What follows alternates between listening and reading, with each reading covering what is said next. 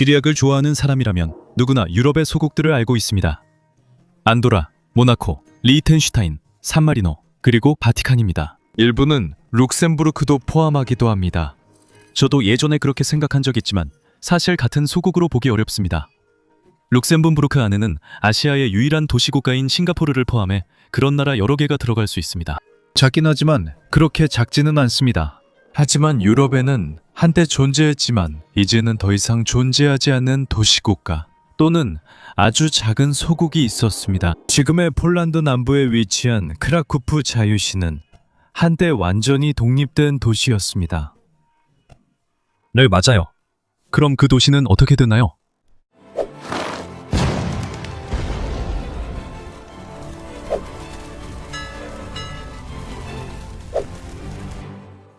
그 도시의 공식 명칭은 자유롭고 독립적이며 엄격하게 중립적인 크라쿠프시와 그 구역이었습니다. 오늘날 그 긴 이름에 대해 궁금해하는 것 외에도 사람들은 종종 그 도시를 일종의 유령 마이크로 국가로 생각합니다. 그곳은 일종의 정지된 상태로 존재했던 아주 작고 수명이 짧았던 나라였습니다. 그곳은 거대한 제국들에 둘러싸여 있었고 그 제국들은 누가 그 나라를 합병할지에 대해 합의하지 못하다가 결국에는 합병하게 되었습니다.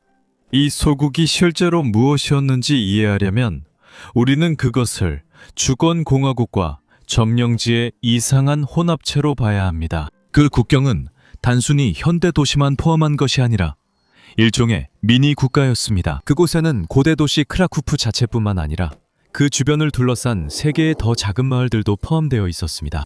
부전노프, 트제비니아, 그리고 노보고라, 그리고 224개의 다른 주변 마을들과 그에 속한 토지들도 포함되어 있었습니다.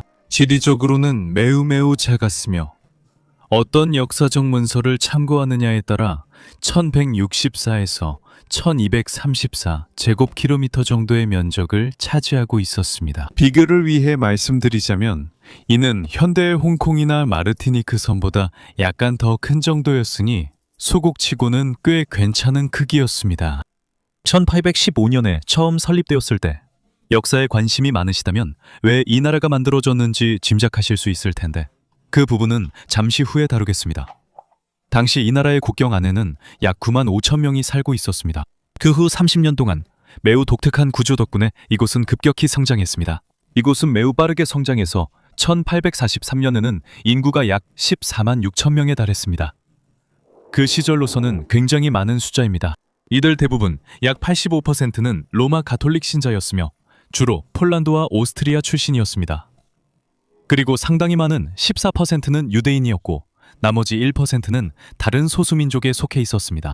이곳은 세계의 서로 다른 제국의 영토로 둘러싸인 가운데 완전히 고립된 밀집하고 활기차며 문화적으로 풍요로운 폴란드인의 삶의 터전이었습니다. 이곳의 통치 방식은 꽤 복잡하고 혼란스러웠으며 아마도 이곳이 살아남지 못한 이유 중 하나였을 것입니다.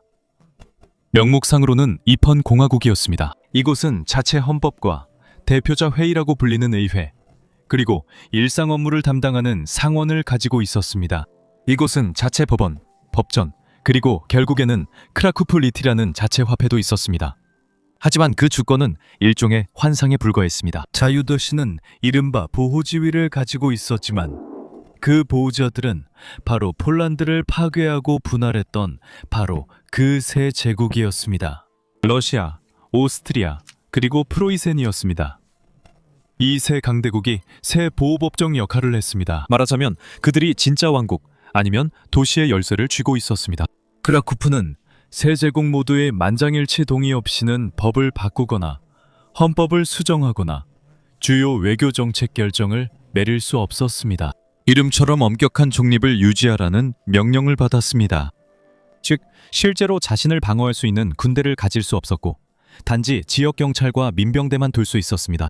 세 제국 중 어느 하나라도 크라쿠프가 선을 넘는다고 느끼면 그들은 언제든지, 그리고 실제로 자주 군대를 시내 중심부로 진입시켜 질서를 회복하곤 했습니다. 그곳은 통제받는 나라였고 이웃 국가들이 허락하고 그들에게 편리했기 때문에 존재하는 주권 국가였습니다. 하지만 그들이 폴란드를 완전히 분할해서 지도에서 지워버렸고 크라쿠프 정부를 그렇게 철저히 통제했다면 처음부터 왜 크라쿠프의 존재를 허락했던 걸까요? 왜 나머지 폴란드처럼 완전히 합병하지 않았던 걸까요? 그 질문에 답하려면 우리는 폴란드 몰락의 역사에 대해 좀 더 자세히 살펴봐야 합니다. 과거의 폴란드 리투아니아 연방은 유럽에서 가장 크고 강력한 국가 중 하나였습니다. 하지만 1700년대 후반에는 정치적으로 약해졌습니다. 그곳은 귀족이 법안을 거부해 전체 의회가 마비되는 비효율적인 정부 체제로 큰 타격을 받았습니다. 오늘날 EU의 비합리적인 거부권 제도와 비슷하죠. 기회를 포착한 폴란드의 새 공격적인 이웃국가 러시아, 프로이센, 오스트리아는 폴란드를 분할하기로 결정했습니다. 이들은 1772년, 1793년, 1795년에 세 번에 걸쳐 폴란드의 세 차례 분할로 알려진 세 단계로 이 작업을 진행했습니다. 3차 분할 이후 폴란드는 완전히 사라졌습니다. 수세기 동안 폴란드 왕들이 대관식을 올렸던 옛 왕도 크라쿠프는 오스트리아 제국에 넘겨졌습니다. 하지만 제가 1815년 이 크라쿠프의 존재 이유를 암시한다고 말했던 것 기억하시나요? 그보다 몇 년 전에 나폴레옹 보나파르트가 등장했습니다. 프랑스 황제는 유럽을 휩쓸며 폴란드를 분할했던 제국들을 무찔렀고 1807년에 자신의 보호국으로 작은 폴란드 국가를 재건하기로 결정했습니다. 그는 그것을 바르샤바 공국이라고 불렀고 1809년에 크라쿠프는 이 새로운 프랑스가 지원하는 공국의 영토로 편입되었습니다. 몇 년간 폴란드 애국자들은 나라를 되찾는다고 믿었지만 결국 나폴레옹의 행운은 끝났습니다. 그의 러시아 침공은 처참하게 실패했고 1815년에는 완전히 패배했습니다. 나폴레옹이 물러난 후 승전국 유럽 열강들은 1815년 빈 회의에 모여 유럽의 지도를 다시 그리며 그가 남긴 영토를 어떻게 처리할지 논의했습니다. 바르샤바 공국 문제에 있어 러시아와 프로이센은 크라쿠프를 누가 차지할지를 두고 꽤 큰 논쟁을 벌였습니다. 크라쿠프는 상징적으로도 전략적으로도 경제적으로도 중요한 도시였습니다. 러시아는 크라쿠프를 원했지만 국경이 비스와 강 바로 건너에 있던 오스트리아는 러시아가 자기 영토와 이렇게 가까운 곳에 거점을 두는 것을 절대 허락하지 않았습니다. 프로이센 역시 두 경쟁국 중 어느 쪽도 너무 강해지는 것을 원하지 않았습니다. 그래서 세 제국은 일종의 외교적 교착 상태에 빠지게 되었습니다. 그들 중 누구도 물러서려 하지 않았고 나폴레옹을 몰아낸 지 얼마 되지 않아 단 한 도시 때문에 또다시 대규모 전쟁을 시작하고 싶어 하지도 않았습니다. 모두가 그와의 전쟁에서 회복하기를 원했기 때문입니다. 그래서 그들은 고전적인 외교적 타협안을 생각해냈습니다. 누구도 크라쿠프를 가질 수 없다면 아무도 가질 수 없다는 것이었습니다. 그들은 크라쿠프를 자유롭고 중립적인 도시국가로 만들기로 결정했습니다. 그곳은 세 제국이 서로 떨어져 싸우지 못하도록 하기 위해 만들어진 정치적 완충지대였습니다. 그래서 크라쿠프가 자유로워진 것은 제국들이 폴란드의 독립을 신경 썼기 때문이 아니었습니다. 크라쿠프가 반쯤 자유로웠던 것은 제국 간 새로운 갈등을 피하는 유일한 방법이었기 때문입니다. 놀랍게도 외세 이해관계로 만들어졌지만 이 초미니 국가가 한동안 실제로 번영했습니다. 세 제국이 서로 크라쿠프의 돈에 손을 대지 못하게 하려고 자유시를 완전히 세금과 관세가 없는 지역으로 만들기로 합의했습니다. 이것은 엄청난 경제적 축복이 되었습니다. 크라쿠프는 관세가 없었고 주민들에게는 믿을 수 없을 만큼 낮은 세금이 부과되었으며 세 제국 모두와 자유롭게 무역할 수 있는 특별한 경제적 특권이 있었습니다. 거의 하룻밤 사이에 작은 공화국은 유럽 전역의 상인, 밀수업자, 기업가, 이민자들이 몰려드는 곳이 되었습니다. 크라쿠프는 유럽의 다른 지역이 제국의 독점으로 인해 엄격하게 규제되던 시기에 경제적 자유주의와 자유시장 자본주의의 중심지가 되었습니다. 새로운 사업들이 곳곳에서 생겨났습니다. 섬유와 제조업이 급격히 성장했고 도시는 오랜만에 가장 부유해졌습니다. 현지 대학인 야기 엘로니안 대학교는 폴란드의 지식인, 과학자, 예술가들에게 안전한 피난처가 되었습니다. 더 이상 공식적인 폴란드 국가가 존재하지 않았기 때문에 크라쿠프는 더 이상 존재하지 않는 국가의 문화적 중심지가 되었습니다. 이곳은 폴란드의 문화, 언어, 교육이 제국의 검열관들에게 즉시 짓밟히지 않고 조금이나마 숨 쉴 수 있었던 유일한 장소였습니다. 하지만 이런 자유에는 결국 어두운 면이 따랐습니다. 크라쿠프는 남아있는 유일한 자유로운 폴란드 땅이었기 때문에 제국을 몰아내고 폴란드를 되살리고자 했던 모든 폴란드 혁명가, 반란군, 자유투사들에게 자연스럽게 자석 같은 존재가 되었습니다. 새 보호 제국들에게 이 도시는 금세 편리한 완충지대에서 정치적 급진주의자들의 위험한 소굴로 변했습니다. 그들은 혁명적인 사상이 그곳에서 퍼져나와 자신들의 국경 안으로 번지고 대규모 폴란드 봉기가 일어날까 두려워하며 도시를 아주 면밀히 감시했습니다. 이 체제에 처음 균열이 생긴 것은 1830년이었습니다. 그때 러시아 차르가 지배하던 인접한 폴란드 왕국에서 11월 봉기라고 불리는 대규모 반러시아 반란이 일어났습니다. 크라쿠프는 공식적으로 전쟁에 참여하지는 않았지만 무기와 자금, 자원봉사자들이 반군을 돕기 위해 북쪽으로 향하는 주요 밀수 경로가 되었습니다. 1831년 러시아 군대가 마침내 봉기를 진압했을 때 그들은 이 도시에 몹시 분노했습니다. 제국들은 자유도시의 중립이 더 이상 감당할 수 없는 사치라고 결정했습니다. 같은 해 러시아 군대가 크라쿠프의 진군에 점령했고 2년 동안 머물렀습니다. 그들이 떠날 때 옛 헌법을 폐기하고 훨씬 더 엄격한 헌법으로 대체했습니다. 지방의회의 권한이 대폭 축소되었습니다. 상원은 제국 감독관의 직접적인 감독하에 놓였고 지역경찰은 오스트리아의 통제하에 두어졌습니다. 자유도시라고 불렸던 곳의 작은 자유마저도 빠르게 사라지고 있었습니다. 1836년까지 제국들은 크라쿠프가 정치적 난민을 숨기고 있다는 구실로 다시 한번 이 도시를 점령했고 이번에는 5년 동안 정령이 이어졌습니다. 도시는 보호를 내세운 세력들에 의해 점점 숨이 막혀가고 있었습니다.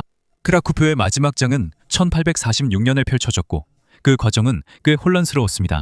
폴란드 민족주의자들은 분할된 폴란드 전역에서 대규모의 조직적인 봉기를 계획하고 있었습니다. 계획은 러시아, 프로이센, 오스트리아를 상대로 동시에 반란을 일으키는 것이었습니다. 하지만 제국 비밀경찰들은 자기 일에 능숙했습니다. 그들은 이 음모를 알아내었고 봉기가 시작되기도 전에 프로이센과 러시아에서 대부분의 반란 지도자들을 체포했습니다. 반란이 계획대로 실제로 시작된 유일한 곳은 1846년 2월 20일의 크라쿠프였습니다. 봉기가 시작되었습니다. 무전 반란군이 거리를 장악했고 혁명 임시정부가 선포되었습니다. 반란군은 폴란드의 완전한 해방, 농노제 폐지, 그리고 그곳에 살고 있는 유대인을 포함한 모든 시민에게 평등한 권리를 부여할 것을 요구하는 급진적인 선언문을 발표했습니다. 며칠 동안 도시 전체가 들뜬 열기로 가득했습니다. 사람들은 이 소국이 전체 폴란드 민족을 다시 일으킬 불씨가 될 것이라고 생각했지만 그 움직임은 어디에도 퍼지지 않았습니다. 혁명은 처음부터 실패할 운명이었습니다. 오스트리아 군대는 이미 도시 바로 외곽에 주둔하고 있었고 그들은 정말로 잔혹한 정치적 수를 썼습니다. 오스트리아 당국은 주변 시골에 살고 있던 많은 오스트리아계 농민들을 설득하는 데 성공했습니다. 그들에게 이 봉기가 부유한 귀족들이 자신들의 삶을 더 힘들게 만들기 위한 속임수에 불과하다고 믿게 만든 것이죠. 이로 인해 갈리치아 대학살로 알려진 끔찍한 사건이 벌어졌습니다. 혁명에 동참하는 대신 분노한 농민 집단들은 부유한 폴란드 지주들을 공격하기 시작했습니다. 그들은 수천 명을 학살하고 수백 채의 영주저택을 파괴했습니다. 시골이 혼란에 빠지고 폴란드의 다른 지역에서 도움도 오지 않자 크라쿠프 반란군은 완전히 고립되었습니다. 오스트리아와 러시아 군대가 빠르게 도시를 포위했습니다. 혁명 정부는 단 9일 만에 무너졌고 3월 초에는 제국군이 다시 도시를 점령했습니다. 이번에는 새 제국이 크라쿠프를 두고 더는 밀고 당기기를 하지 않기로 결정했습니다. 1815년의 타협은 공식적으로 끝장났습니다. 새 열강은 문제 많은 작은 공화국을 어떻게 할지 논의하기 위해 만났습니다. 프로이센과 러시아는 내부 문제로 오스트리아에 그 도시에 신경 쓰지 않겠다고 했고 오스트리아가 그 도시를 차지할 권리를 주었습니다. 그래서 1846년 11월 16일 크라쿠프 자유시는 공식적으로 폐지되었습니다. 그 도시는 독립을 빼앗겼습니다. 그 헌법은 폐기되었고 전체 영토는 공식적으로 오스트리아 제국에 합병되었습니다. 그곳은 단순한 지방으로 격화되어 크라쿠프 대공국으로 이름이 바뀌었고 오스트리아 총독의 직접 통치하에 놓이게 되었습니다. 이 소국은 마침내 사라졌고 지난 50년 동안 폴란드를 지우기 위해 애써온 같은 제국의 세력에 의해 다시 흡수되었습니다. 그리고 크라쿠프는 제국들이 제1차 세계대전 말에 무너지고 폴란드의 주권이 마침내 회복될 때까지 진정한 자유를 다시는 누리지 못했습니다. 오늘날에는 유럽에 사라진 소국으로만 남아 있습니다. 다른 곳들도 있습니다. 무르스넷, 단시, 피메, 코스피아 등 몇 군데 더 있습니다. 원하신다면 그런 나라들을 모아 다른 영상을 만들 수도 있습니다. 아무리 작았더라도 살아남지 못한 나라들을 알아보는 건 매우 흥미롭습니다.